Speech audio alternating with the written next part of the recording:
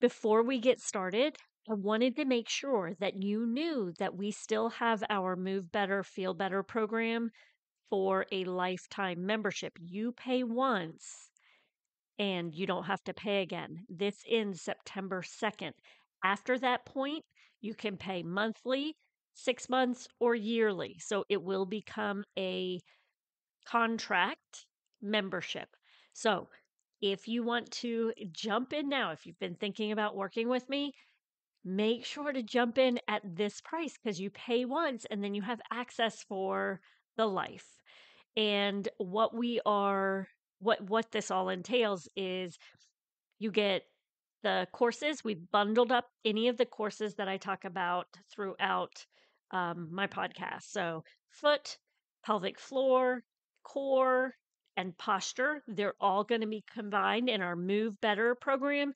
And then the Feel Better portion is going to be our nutrition, our healthy habits, all of those things. You also get live classes. You get Q&A sessions. You'll get master classes.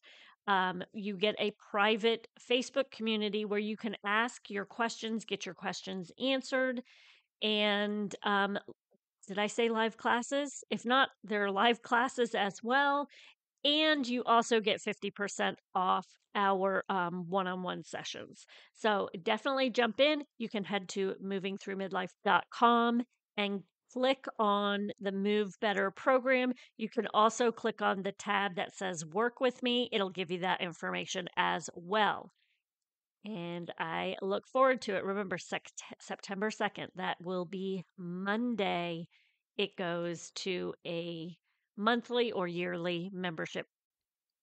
Today, I am excited to talk to you about a study I read recently and just thought it was so fascinating. It has to do with how we age as humans. And I'm going to share 4 things that we can do to help with the aging process. So let's get started.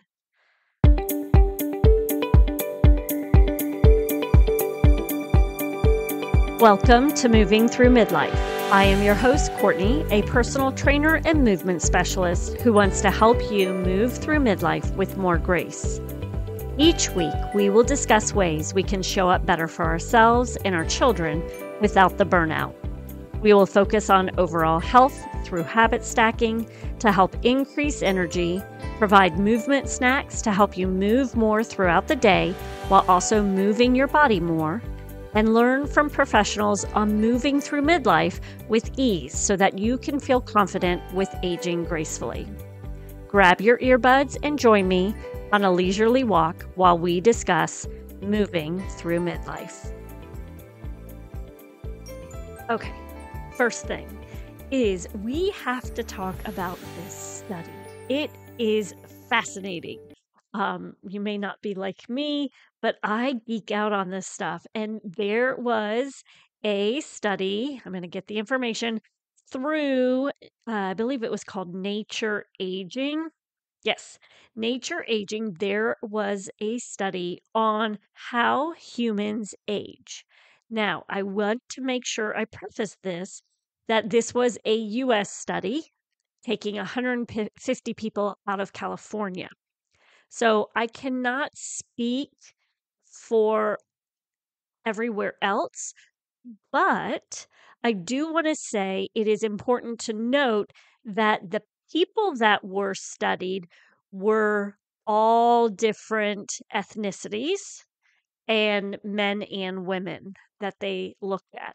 So I feel like that is important. It is not maybe a genetic thing. It could be the way we live here in America. I can't be sure. It would be interesting to see a study done somewhere else to see if they're finding the same types of things occurring at these age points. But basically, what it is saying is that there are 2 times in our life where we will age the most. And that is what I think many of us kind of already know, this 44 years, right around that time, that mid 40s time frame. and then again in your 60s. Those are the two biggest points where there is true aging differences. So what they're noticing is that there is accelerated bursts that are occurring in different molecules in our body at the age of 44, right around the age of 44, and right around the age of 60. And what they did is they took 150 people aged from 25 to 75, and they started taking different samples from them. These samples were blood, stool, skin, oral, and nasal swabs, and they were doing this every few months for between 1 and nearly 7 years that they did this. And they were assessing 135,000 different molecules, so RNA, proteins, and metabolites, and then microbes, so think the bacteria, viruses, and fungi living in the gut and on the skin of these individuals. And what they found, y'all, I'm so excited. This is just so fascinating. What they found is that most of these molecules and microbes didn't shift in a gradual, it wasn't like, oh, they slowly started to disappear or change, right? It wasn't that kind of thing. It was big shifts at these two different times, these mid 40s and early 60s. Now, I know what you might be thinking. So, because I myself, as I was reading through this, I'm like, oh, well, of course, for us women, yes, hello, hormones, perimenopause, all these things are changing with estrogen and everything. But they thought that too. And there were men a part of this um, study, and they were dealing with the same types of things changing. So, yes, they do believe that the hormones do play a role for us women, but they were also seeing a lot of the same things happening in men. So they realized that it's not just that, it is truly something that is occurring at that age of our lives that changes these microbes, these molecules within us. Okay. And what they found for these is that the first wave of changes, so that mid 40s timeframe, what they noticed was molecules that are linked to cardiovascular disease and the ability to metabolize caffeine, alcohol, and lipids changed. And then the second wave of changes were including the molecules in regard to immune regulation, carbohydrate metabolism, and kidney function. Now, during this time as well, for both times, the molecules changed for skin and muscle aging. So, what does this mean for us? So, if you are in your early to mid 40s, or even if you're just after your 40s, I will say, if you're after your mid 40s, you're like, of course, hello, I knew this, because two things that occur in your mid 40s that you will have noticed is you can't drink alcohol quite like you used to, and caffeine starts to have different effects on your body as well. So, those are two things that I am going to discuss with you, and maybe try to find a way to ease up on it.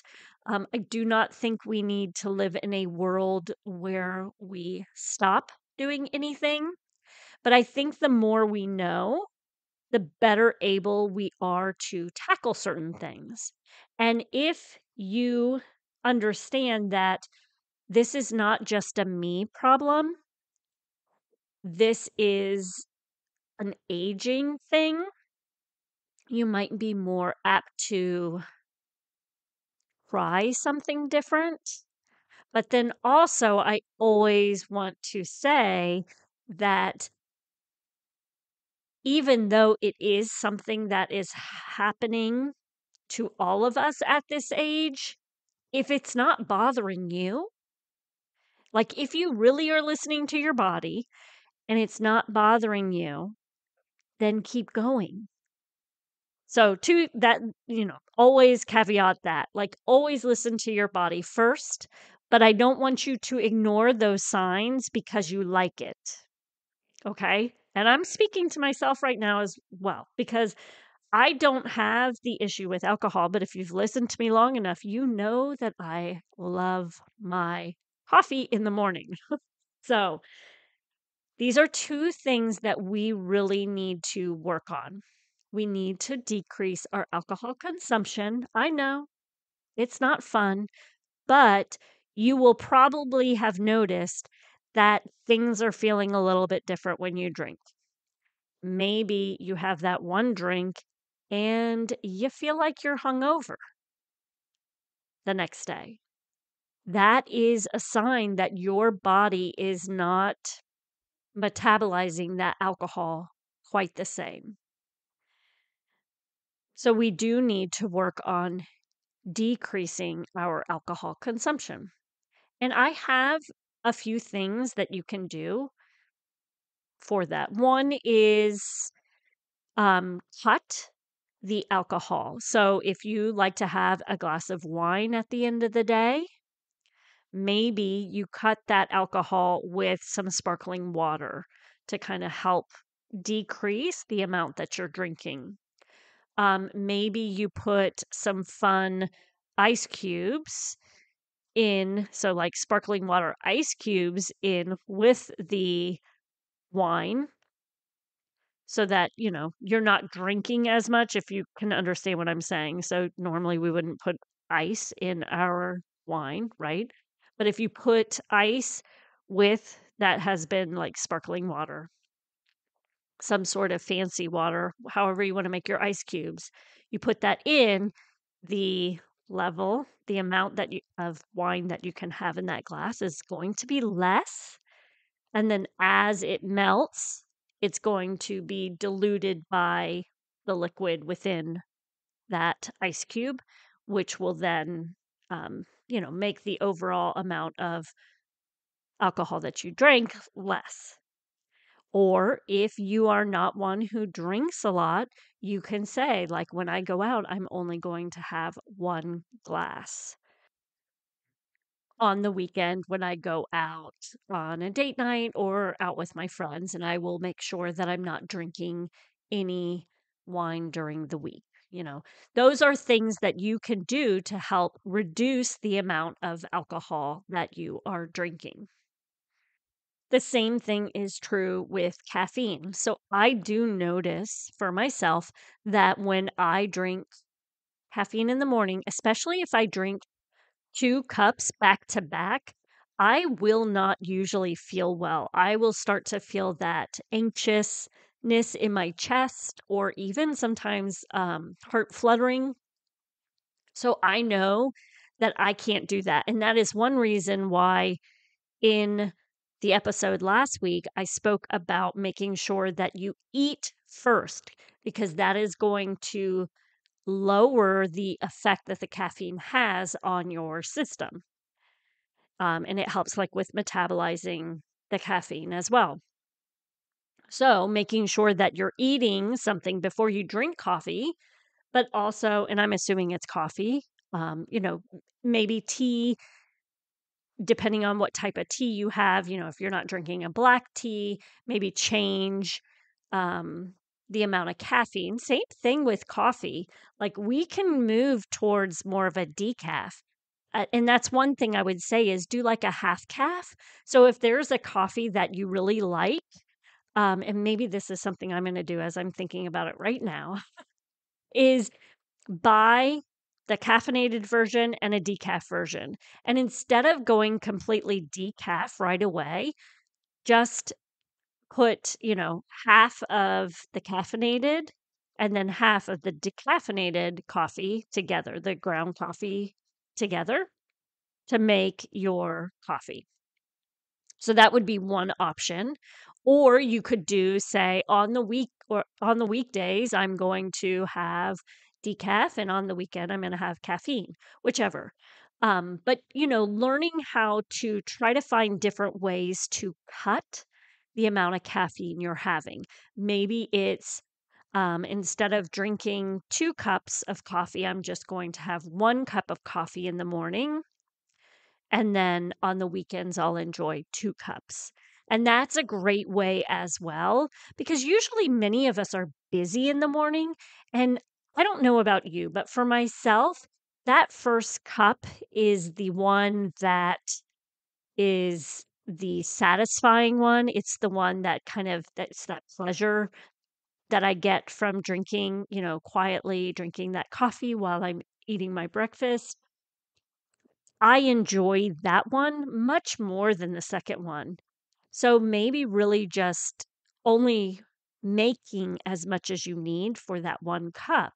And, maybe you're on 3 cups right now. I know there was a time when I was drinking 3 cups as well, and I'm down to 2 cups now. But for myself, I'm now thinking, okay, maybe if I cut it down to just one during the week and then I can enjoy two on the weekend. That might be the route that I personally go, and maybe something that you might want to consider as well.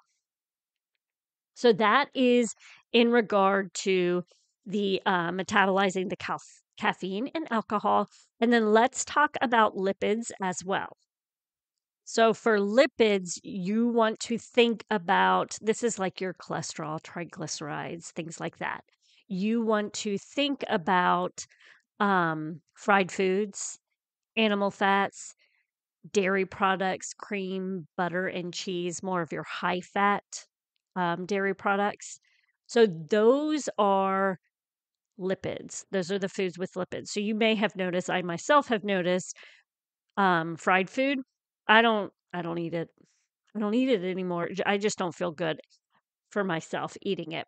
So you may have noticed that as well in your mid 40s. Those are things that you're not able to enjoy as much.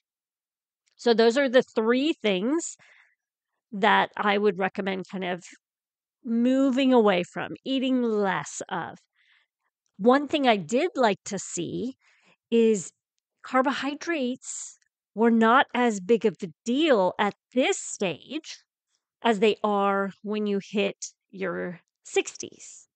So if you are, if you like your carbohydrates and you're not having any ill effects from them, and you're not dealing with, you know, like any kind of health issues or midsection weight gain, those types of things, you can still keep them. And I encourage you to always have some form of carbohydrates, especially your fruits and vegetables. Um, but maybe looking at that again at age 60, not meaning the fruits and vegetables portion, but maybe high carb intake at 60. But don't worry about it quite as much at this point. And there's a lot of information about how carbohydrates are really good for us right before, if you still have a period, which most people, hopefully, you still do in your midlife, because menopause is not occurring until 49 to 51. I think 51 is the average age for menopause, where you've stopped having your period for a whole 365 days. So as long as you're still having your period, if you've looked at any hormone cycling or cycle syncing, that week right before your period, you do want to eat more carbohydrates to keep your hormones happy. Like, that is something we should be doing. We should not be restricting those during that time frame. Okay. So now the other thing that we need to look at is this skin and muscle aging that is occurring at this time. Now, if you have not hit your mid 40s, please, please, please start working on muscle building now. Don't wait, because it drops quickly. I have always been very active, and I have you know, I have been in the fitness industry since I was 30 years old. Prior to that, I did work out. I've always been someone who's worked out. Even, as a child, I was a dancer. So I've always been very active in my life. Um, and I feel as if now I was not lifting heavy weights, but I was always doing some form of resistance training. And once I hit 40, I really saw a shift in my body and the muscle, it was much harder to keep it on.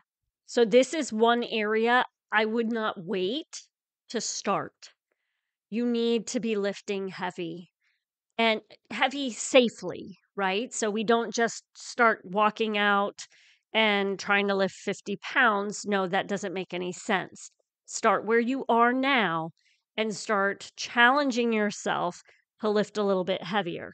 And I do want to say one thing because I was speaking to a client. Now, mind you, I do work with a lot of older women, and she was talking about, we were discussing her weights, how much she was working with. And she was on 3 pounds. And I said, have you ever thought about kind of doing 5 pounds just to kind of challenge your body a little bit differently? And she commented that when she did 5 pounds, she was only able to do like 6. She wasn't able to do 15 like she does with 3. And I said, but that's not a bad thing. Like, you're challenging your muscles differently. So, and the reason I'm telling you this is if this is a situation that you notice for yourself, take out the 3 and 5, do 10 and 15, whatever. And she said, yes, but when I do 6, my muscles start to hurt. And here is where I want to really drive home this point. The question I said to her was, does it hurt like ow, or is it just uncomfortable? And she said, it's uncomfortable. And I said, yes, and that's where you need to go. So if you are lifting, and those of you who have been in fitness or, have been working out, you already know this. You know what that uncomfortable sensation is, that burn. That is, you start to look for that. If you're one who likes to lift weights, you probably already know that. But for some of you who are just starting in this world of thinking about wanting to lift weights, you may stop as soon as you feel that burn, that uncomfortableness. And I want to let you know that is where you need to move into. You need to feel that a little bit. That is where the growth and the change starts to occur. So if it's an ow, we don't do it. But if it's a burn, like, I don't like the sensation, but it doesn't hurt me. It's not like oh, I got to stop. It's oh, please don't make me do another one of these. Then I'd say do another one, okay? Just to make sure we all are on the same page with understanding what that sensation is and how that might not be a bad thing. Okay. So making sure to lift a little bit heavier, get a little bit uncomfortable with what you are lifting. I always encourage you to find a trainer to work with, someone who can help you. It does not mean that you need to be with someone for an extended period of time. There are many times where you can work with someone. This is something I am happy to help you with if you're interested, is work with someone, get the foundations down, make sure you're doing things with proper form, and then you can go off on your own. That is something I'm happy to do that if any of you need me to. You can get the information you need, learn how to do it properly, and then I would give you a month of workouts to do on your own. Okay. Um, and there's many trainers who would be willing to do that for you.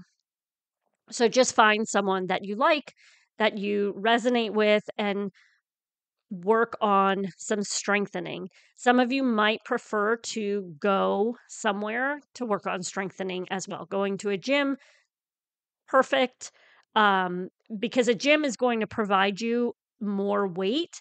And for those of you that are nervous about injuries, those machines are perfect for that because you can put a lot of weight on those machines and they're going to keep your joints safe rather than you trying to do lunges with barbells or dumbbells. So, being in a gym is a great option as well if you're nervous or want to try to work on increasing weight without possible injury. Um, okay, so making sure that you're adding some strength training into your program. And then the other thing that it spoke about was skin aging. And here is where we go back like, how can we naturally work on our skin health? And one is collagen, because we want to work on the elastin and the collagen of our skin. One is strength training, like that's naturally going to help you to turn the fat into muscle, which is going to change the skin surrounding the muscle as well. It's going to help tighten everything up. The elastin will help to tighten it up a little bit. So, strength training, collagen. I get mine through Thrive Market. I'll put a link in the show notes for you if you'd like to try Thrive Market. You can do that through my link, but collagen is a great one. I know there's a lot of different people, there's so much different collagen out there. So just find one that you like and that you notice. I'd give it, a little bit of time, about a month of trying the product before you decide this one works or doesn't work. The other thing that I like, and this goes along with the muscle building, is creatine. Creatine will help support the muscle. It helps to boost, say, muscle mass, your strength, exercise efficiency. It is hands down a supplement that if you are in your mid 40s, you need to be taking every single day.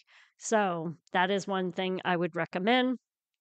And then also fruits and vegetables, that is also going to help with the skin, phytonutrients, all of those things, antioxidants, all of that is going to help with the overall health of your skin.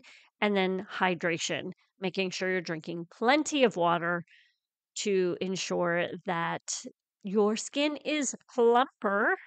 Um, so that is what I wanted to share with you today, an interesting study that I found fascinating, and then things I would recommend you work on. If you need help with any of that, feel free to reach out to me. You can always head to our community, Moving Through Midlife. I would really love for people to comment in there, add their own information in there. I know it always is awkward when you come into a community to kind of like make yourself known. Um, but it's very one-sided right now. I share a lot of information in there, but then no one responds, and I feel lonely. So it'd be really great if you came over there and spoke up and shared your information and knowledge and asked questions and kind of like, let's lean on each other. None of us are going through this midlife alone. And it would be nice to find some people that you could talk to and kind of gather knowledge and information and just all of the frustrations that midlife can bring. So, being able to lean on one another is a great thing during this time because sometimes, I don't know about you, but sometimes it can feel really lonely. Uh, Not lonely as in, I have my family, but they are not women dealing with the emotional roller coaster that midlife is bringing. And it'd be nice to be able to talk to others and kind of share the stressors and not commiserate. I don't want to do that. But, to be able to have people to lean on and feel supported and seen. That's a big one, feeling seen at this stage of life. So again, I'd love for you to join me over there, Moving Through Midlife on our Facebook. That's our Facebook community. Also, if you would like to leave a review, that would be amazing. I do want to say that when I went through the name change, all of my reviews under the Raising Healthy Humans kind of disappeared. They're still attached to that. But now that it's Moving Through Midlife, I have no reviews. I think I have like 3. So if you would, please head over to Moving Through Midlife in Apple and leave me a review there. That would be so great. And it allows for more people to find this podcast and be able to help share it with more people. So I hope you all have a wonderful day and make sure to keep moving. I hope you enjoyed this episode and found something to take away to help you practice healthier habits, move more, or handle the midlife and aging with grace. If you enjoyed this episode, please share it with a friend or leave us a review to help us reach more moms just like you. Head to movingthroughmidlife.com to join the free community or learn how you can move more and feel better in your daily life.